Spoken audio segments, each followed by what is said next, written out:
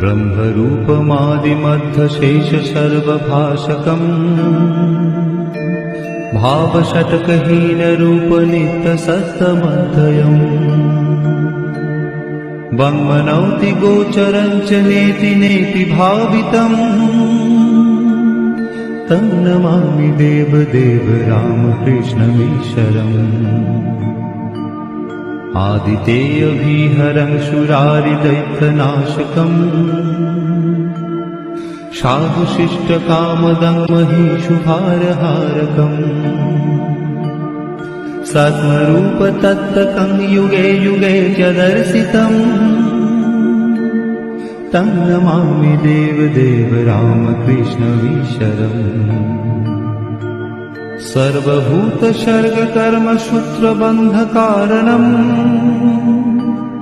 येन कर्म पापपुण्यतारतम्य साधनम् बुद्धिभाषसाक्षिरूप सर्वकर्मभासनम् तं नमामि देवदेव रामकृष्णमीश्वरम्।